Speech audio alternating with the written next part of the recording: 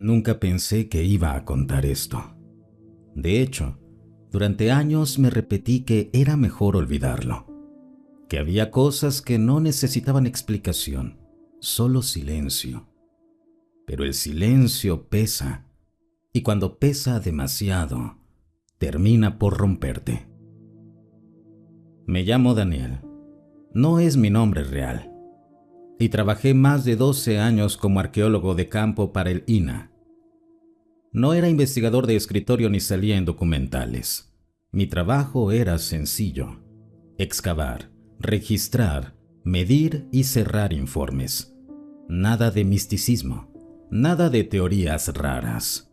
Para mí, Teotihuacán era piedra, tierra, restos humanos y errores de interpretación acumulados durante siglos. Eso pensaba, hasta que bajé al túnel.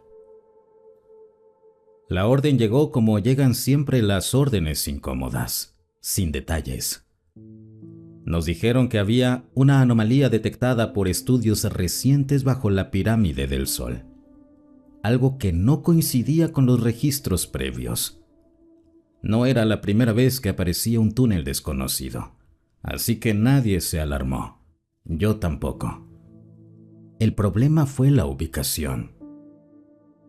El acceso no coincidía con ningún patrón constructivo teotihuacano conocido, ni orientación ceremonial, ni simetría, ni relación astronómica clara. Era práctico, funcional, como si no hubiera sido hecho para verse, sino para usarse. Recuerdo perfectamente el primer descenso. El aire era distinto, más denso. No olía a humedad ni a tierra vieja, sino a algo metálico, seco, difícil de describir. Uno de los técnicos bromeó diciendo que parecía un sótano cerrado durante siglos. Nadie se rió. A los pocos metros, la señal de radio comenzó a fallar. Luego las luces parpadearon. Nada grave, nos dijimos. Pasa todo el tiempo bajo tierra. Pero había algo más. Una sensación constante de estar siendo observados, no desde atrás, sino desde abajo. Como si el túnel descendiera hacia algo que ya sabía que veníamos. Avanzamos igual. Siempre avanzamos. Ese es el error. Si hoy hablo, no es para convencerte de nada. No espero que me creas. Solo quiero dejar esto claro desde el inicio. Teotihuacán no es solo un sitio arqueológico. Es una tapa. Y nosotros empezamos a levantarla. Lo primero que hicimos fue revisar todo. Planos antiguos, levantamientos topográficos, informes de excavaciones previas, incluso notas de campo de proyectos cancelados. Nada. El túnel simplemente no existía en ningún registro oficial.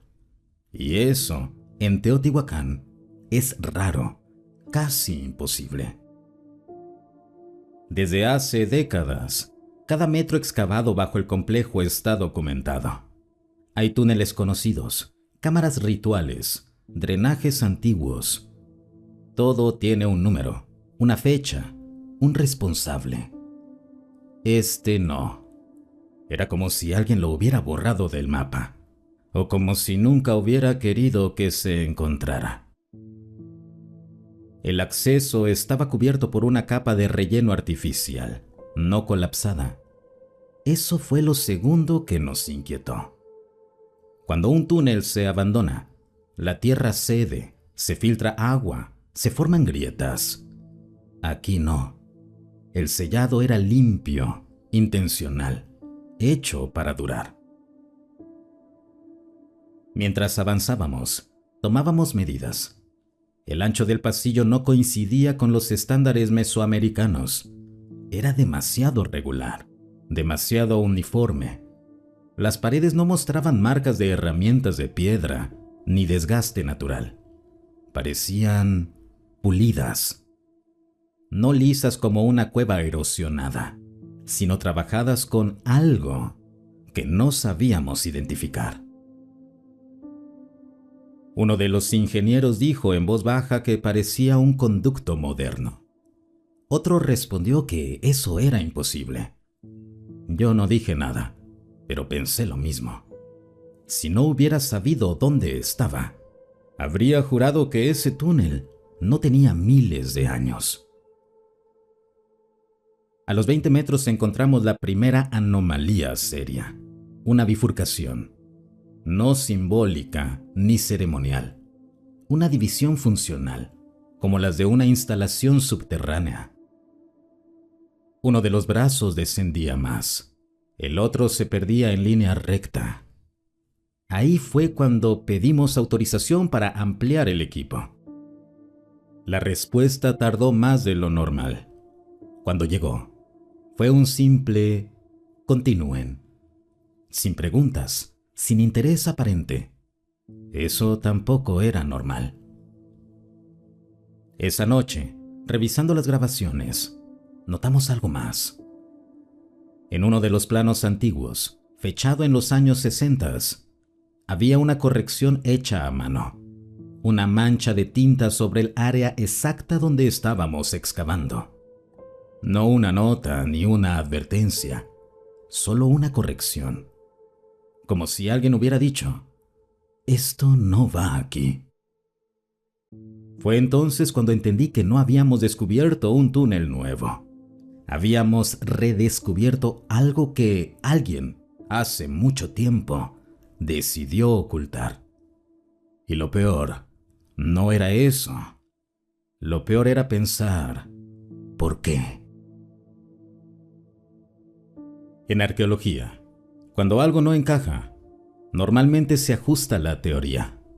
Se cambia una fecha, se reinterpreta un símbolo, se propone una función alternativa. Es parte del trabajo. Lo que no se hace es tirar todo el modelo a la basura. Eso fue lo que empezamos a hacer sin darnos cuenta. Mientras el equipo seguía trabajando en el túnel, a mí me asignaron revisar el contexto histórico. Querían saber si había precedentes, cámaras ocultas, estructuras no rituales, algo que explicara lo que estábamos viendo. Volví a los textos básicos, a los estudios más citados, a las hipótesis sobre el origen de Teotihuacán. Todas coincidían en algo. El sitio estaba pensado para ser visto desde arriba. Alineaciones, plazas, calzadas y pirámides. Todo tenía una lógica simbólica, religiosa, casi teatral. Teotihuacán era un escenario para los dioses, o eso creíamos. El túnel no encajaba en nada de eso. No conducía a una tumba conocida. No terminaba en una cámara ceremonial. No tenía ofrendas, ni restos humanos, ni símbolos tallados. Era un espacio práctico, sobrio y oculto. Un lugar que no necesitaba adornos porque no estaba hecho para la gente. Empecé a notar algo inquietante. Muchas estructuras importantes del sitio parecían evitar ciertas zonas subterráneas. No las reforzaban, no las marcaban, las rodeaban, como si supieran que ahí abajo había algo que no debía tocarse. Algunos colegas decían que Teotihuacán fue abandonada por causas sociales, conflictos internos, colapsos económicos. Otros hablaban de sequías, de cambios climáticos. Nada de eso explicaba la obsesión por sellar y ocultar espacios bajo tierra. Una noche, revisando un artículo poco citado, encontré una frase que me dejó frío. El autor sugería que algunas pirámides mesoamericanas no fueron construidas para honrar, sino para contener. En su momento fue ridiculizado. Yo también me habría burlado antes. Ahora no. Si Teotihuacán no fue diseñada como tumba, ni como templo, entonces, ¿qué era? ¿Un marcador?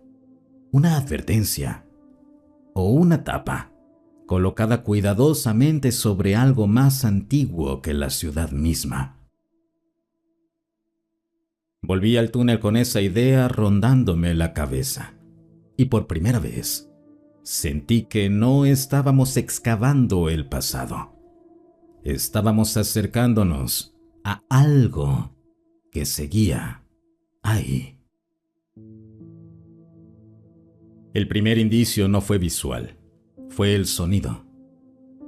Mientras avanzábamos por el brazo más profundo del túnel, uno de los técnicos se detuvo en seco y levantó la mano. Dijo que escuchaba algo raro a través del suelo. No era un eco ni agua. Era un zumbido bajo, constante, casi imperceptible, como si algo vibrara muy lejos, pero al mismo tiempo muy cerca. Seguimos excavando con cuidado. A los pocos minutos, la pala chocó con algo que no era piedra. El golpe fue seco, hueco. Ese tipo de sonido no se olvida. Limpiamos la zona poco a poco. Primero apareció una superficie oscura, lisa. Luego un borde perfectamente recto. No había duda. Aquello no era natural, pero tampoco se parecía a nada que hubiéramos visto antes. Era metálico, o al menos eso parecía. No oxidado, no corroído, sin pátina, como si el tiempo no hubiera pasado por ahí. Medimos la temperatura, normal. Medimos radiación, normal. Pero cuando intentamos datarlo, nada. Ningún método funcionaba. Las lecturas eran erráticas, inconsistentes, como si el material no respondiera a nuestras herramientas. La estructura no era pequeña, se extendía más allá del área excavada, siguiendo una forma curva. No parecía una pared ni un piso. Era algo más, integrado, como parte de un solo objeto, enterrado a propósito. Lo más inquietante era su ubicación, directamente bajo el eje central de la pirámide del Sol.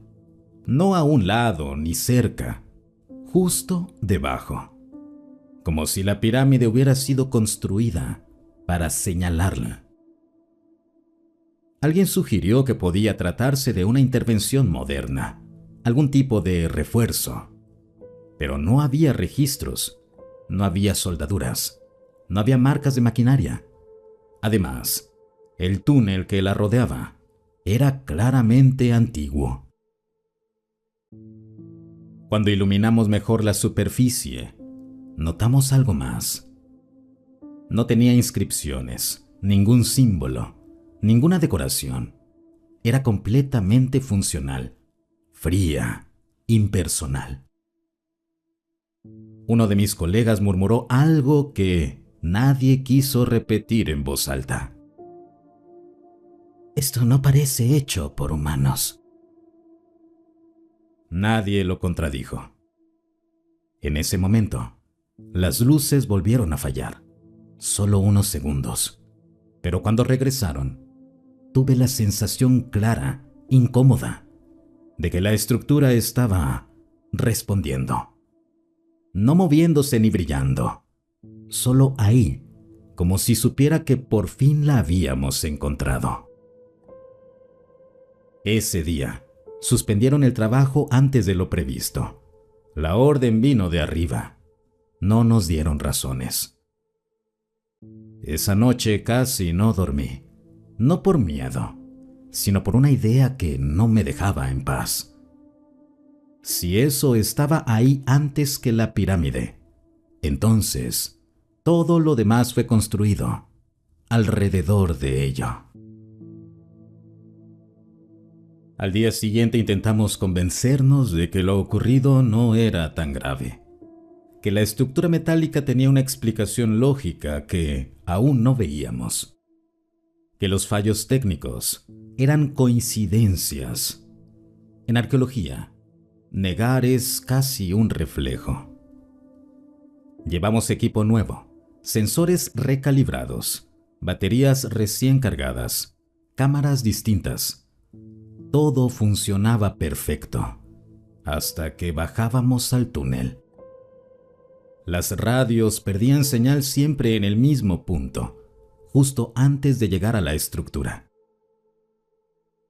Las cámaras digitales comenzaban a grabar con interferencias, líneas, pequeños cortes. Nada dramático, pero suficiente para arruinar cualquier registro limpio. Lo más raro era que, al salir, todo volvía a la normalidad. Intentamos usar instrumentos analógicos, brújulas, niveles mecánicos. Tampoco se comportaban como debían. Las agujas temblaban, se desviaban unos grados y luego regresaban, como si algo las empujara suavemente y después las soltara. Uno de los ingenieros sugirió un campo electromagnético local. Sonaba razonable. Lo extraño era que no lográbamos medirlo de forma consistente. Aparecía y desaparecía.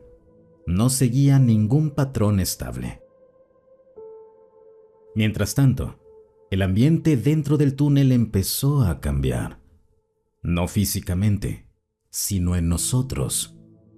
Dolores de cabeza, náuseas leves, dificultad para concentrarse.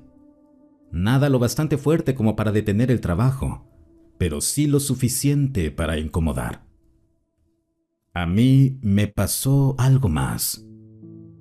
Empecé a perder la noción del tiempo ahí abajo. Entrábamos a las 9, salíamos creyendo que eran las 10, y el reloj marcaba casi el mediodía. Pensé que era cansancio. Luego noté que no era el único. En una ocasión, uno de los técnicos juró escuchar pasos detrás de nosotros. Pensó que era alguien del equipo. No lo era. Revisamos el registro de entrada. Nadie más había bajado.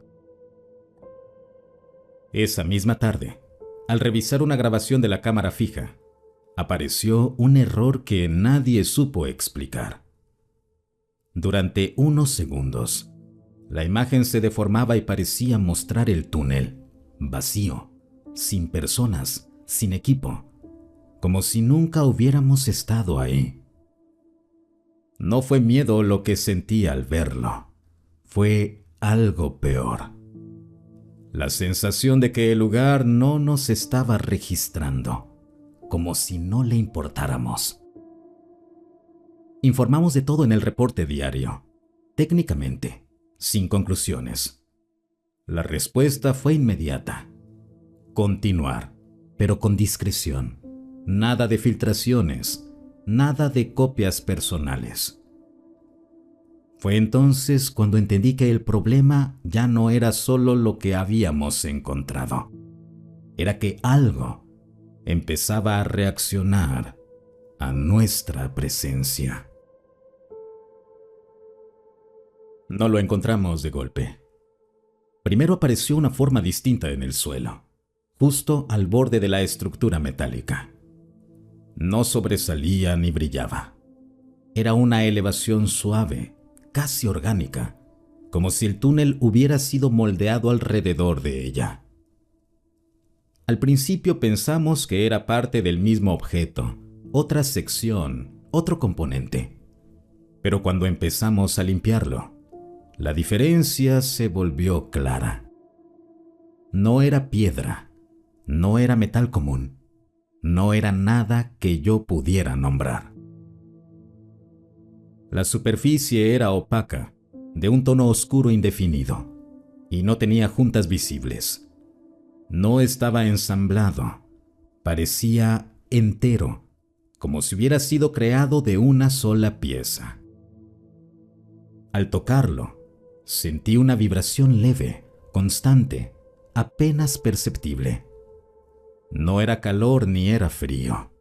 Era algo más incómodo. Medía poco más de 2 metros. Tenía forma alargada, ligeramente curva. No seguía proporciones humanas exactas, pero se le parecían lo suficiente como para inquietar. Nadie dijo la palabra sarcófago, pero todos lo pensamos. La decisión de abrirlo no fue inmediata. Hubo discusiones, reportes, llamadas que no escuchamos. Finalmente, llegó la autorización, seca, sin firmas visibles.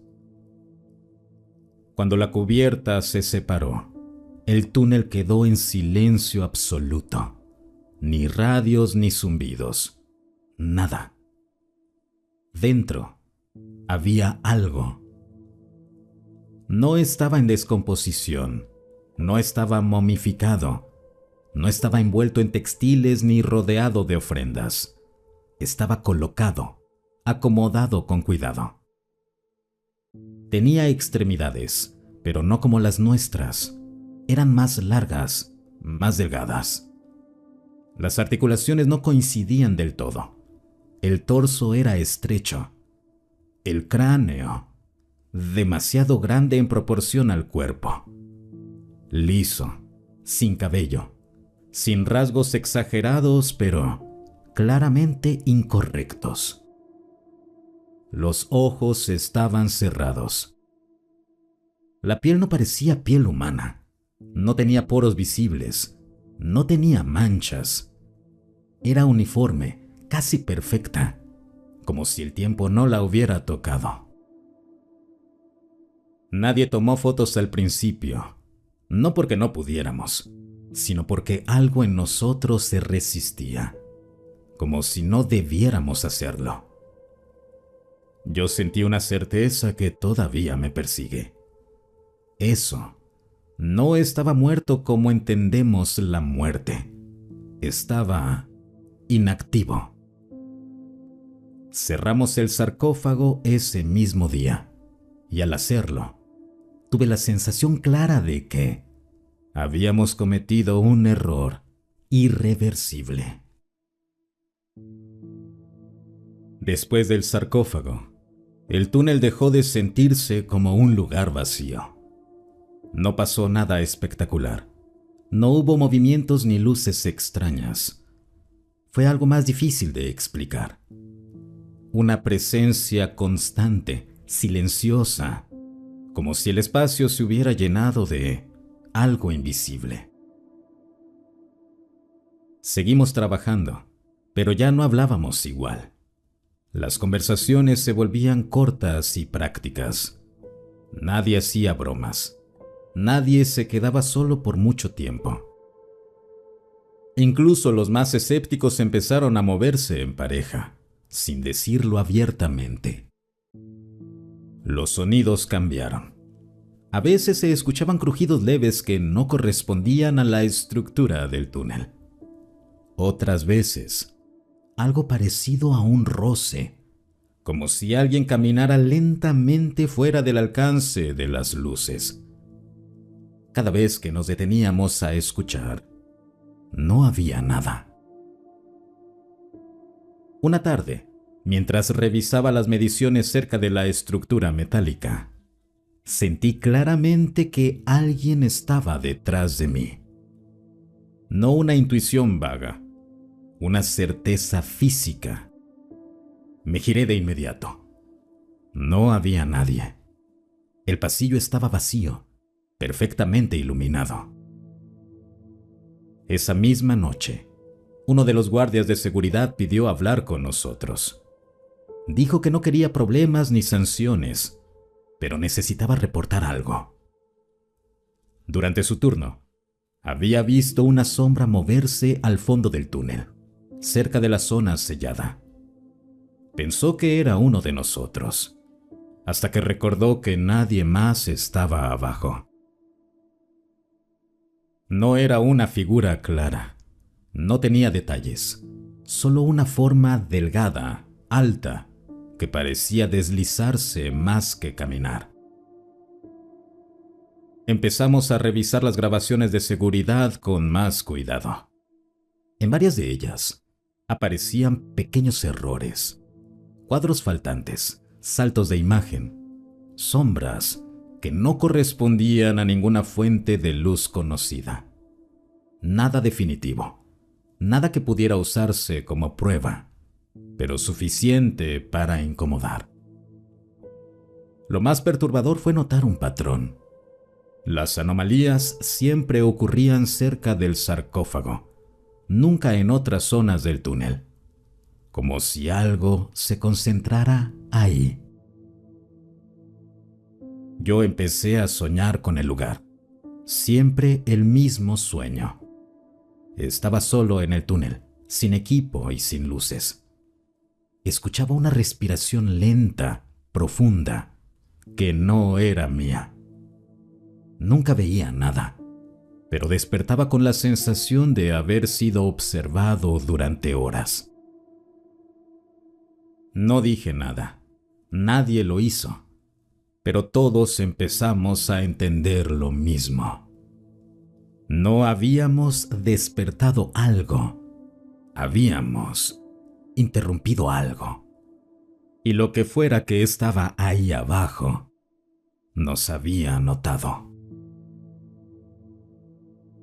La primera vez que lo vimos fue por accidente. Estábamos revisando material grabado por una de las cámaras fijas del túnel, buscando explicar una caída de señal. Avanzábamos cuadro por cuadro, sin esperar encontrar nada fuera de lo común, hasta que alguien pidió que detuviéramos el video. En uno de los fotogramas, al fondo del pasillo, había algo. No era una persona del equipo. No llevaba casco ni chaleco. No reflejaba la luz como lo hacían los objetos metálicos. Era una forma delgada, alargada, colocada entre dos columnas del túnel, en un espacio donde sabíamos que no cabía nadie. Al avanzar el video, desaparecía. Un solo cuadro, nada más. Pensamos en un error digital, en una sombra mal interpretada, en compresión de imagen. Buscamos explicaciones técnicas antes de decir cualquier otra cosa. El problema fue que no fue la única vez. En otras grabaciones aparecieron formas similares, siempre breves, siempre incompletas. A veces solo una silueta, otras una cabeza demasiado grande en proporción al cuerpo. Nunca se veían detalles claros. Nunca miraban directo a la cámara. Lo más inquietante era la consistencia. No eran aleatorias.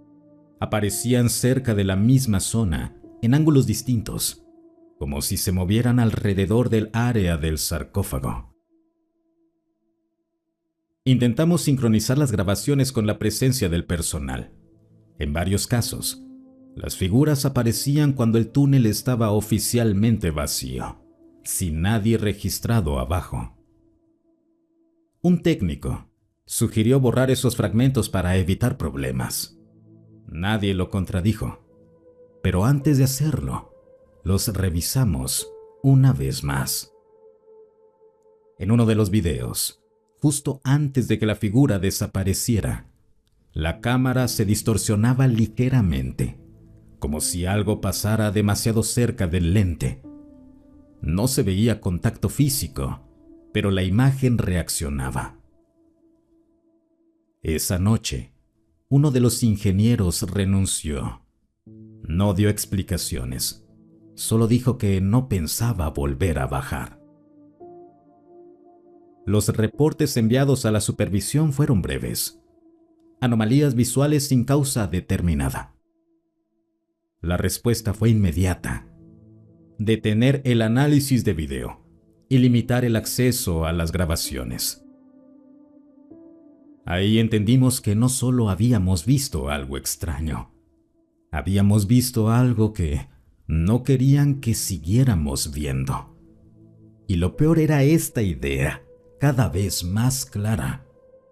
Si eso podía aparecer en cámara, ¿Cuántas veces había estado ahí sin que lo notáramos? Las primeras no las vimos nosotros. Fueron los vigilantes nocturnos quienes empezaron a comentarlo en voz baja, como si no quisieran dejar constancia oficial. Decían que, después del cierre del sitio, aparecían luces sobre la pirámide del Sol. No eran destellos ni aviones, luces fijas, suspendidas, que permanecían ahí durante minutos. Al principio nadie les hizo mucho caso. Teotihuacán siempre ha tenido historias, turistas, drones, reflejos, pero algo no cuadraba. Las luces no se movían como nada conocido, no parpadeaban, no seguían trayectorias, simplemente estaban ahí. Una noche decidimos quedarnos más tiempo. Desde la explanada, vimos cómo una de esas luces aparecía lentamente, sin ruido, justo sobre el eje central de la pirámide. No descendía, no subía. Se mantenía a una altura constante, como si marcara un punto exacto. No sentí miedo inmediato. Sentí otra cosa, una conexión incómoda, como si lo que habíamos encontrado abajo tuviera una respuesta arriba. Revisamos los registros del radar local. Nada. No había tráfico aéreo. No había permisos de vuelo.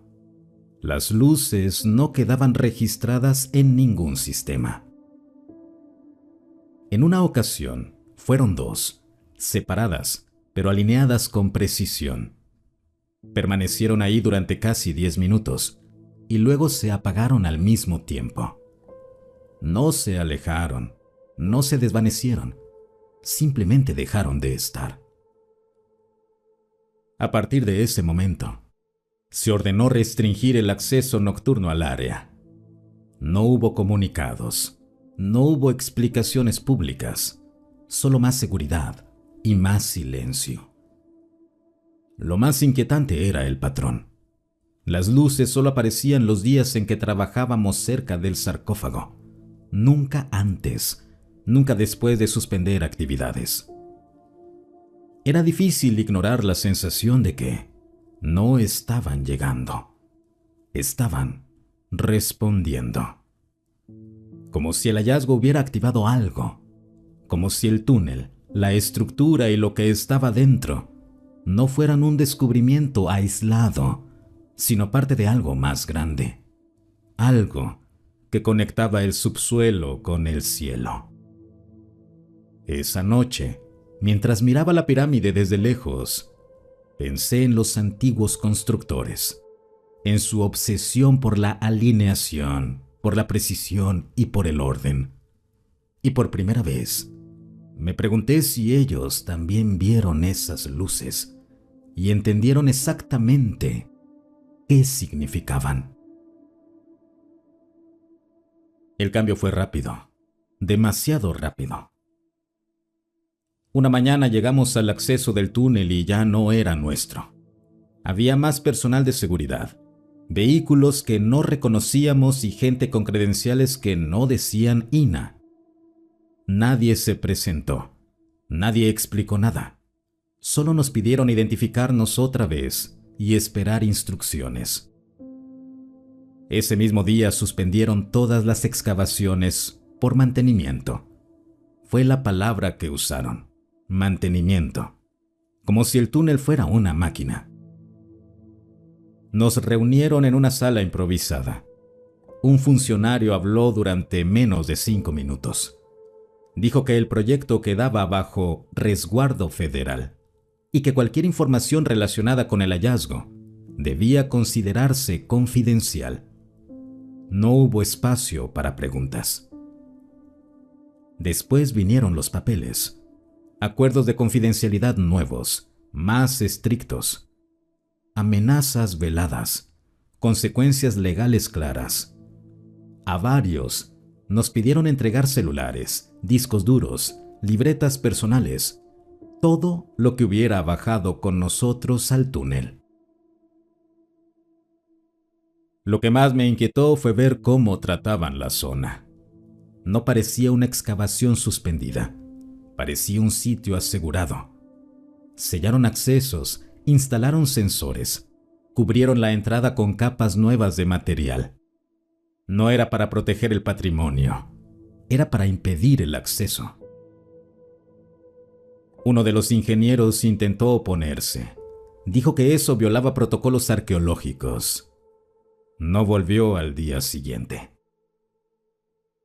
Nos permitieron bajar una última vez, solo para cerrar informes. Pero el túnel ya no se sentía igual.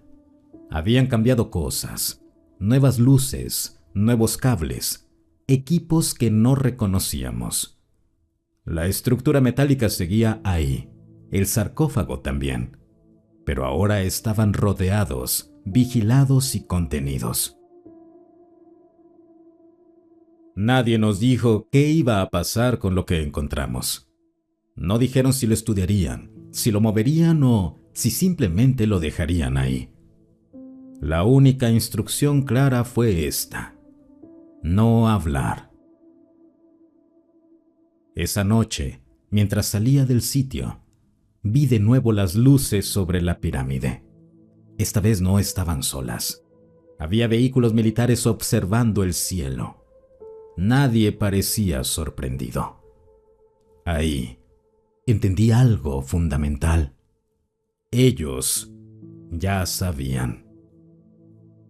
Tal vez no todo, tal vez no desde el inicio, pero lo suficiente como para actuar sin dudar, como si ese descubrimiento no fuera nuevo, sino una confirmación de algo que llevaban años esperando no volver a ver.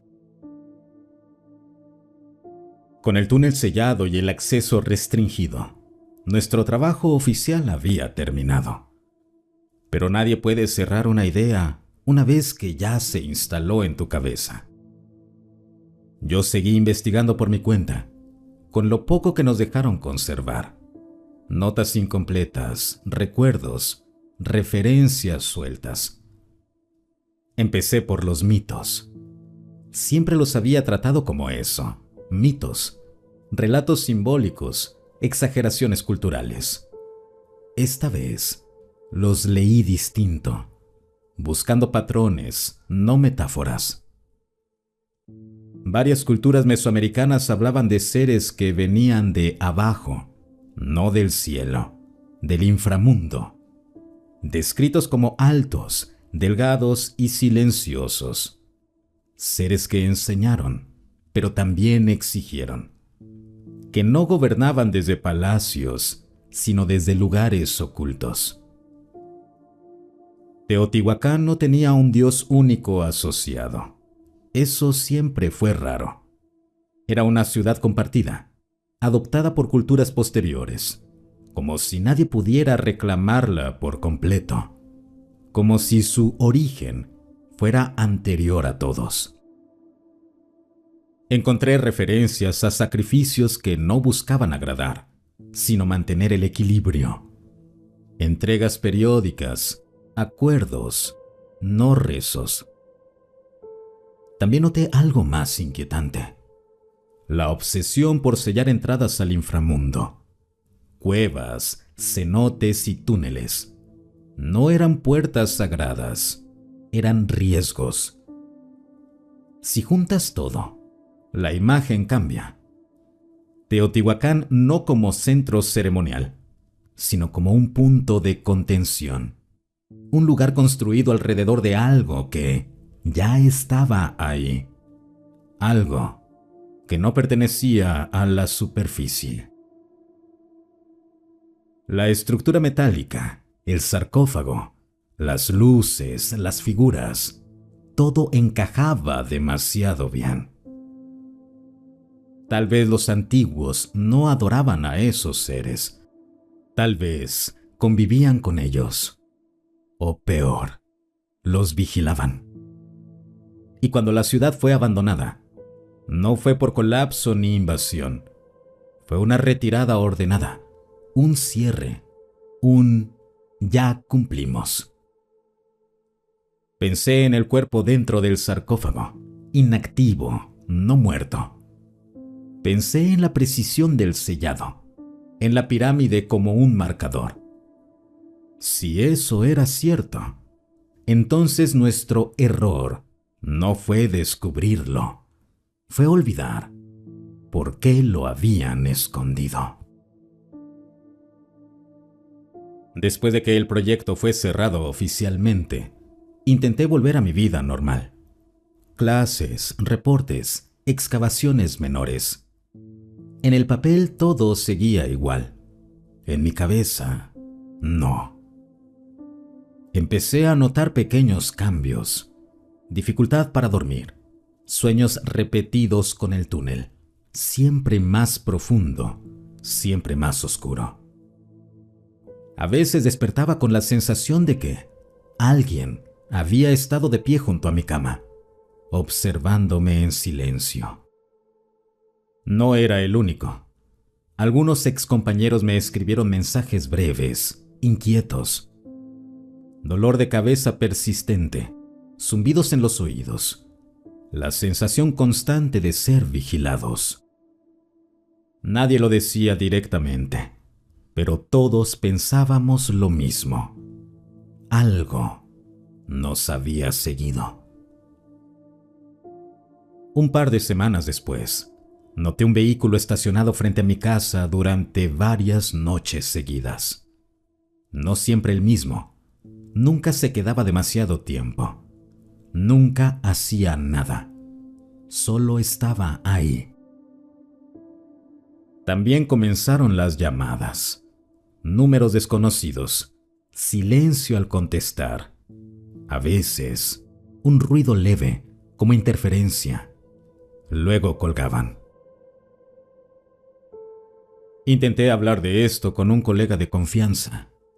Me escuchó en silencio y solo dijo una cosa: no sigas pensando en eso. Como si pensar fuera peligroso. Lo más inquietante ocurrió una madrugada. Me desperté sobresaltado, con el corazón acelerado. Sentí claramente que no estaba solo.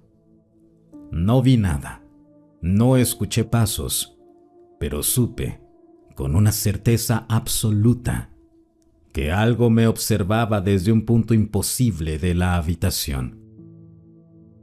La sensación duró segundos, tal vez minutos.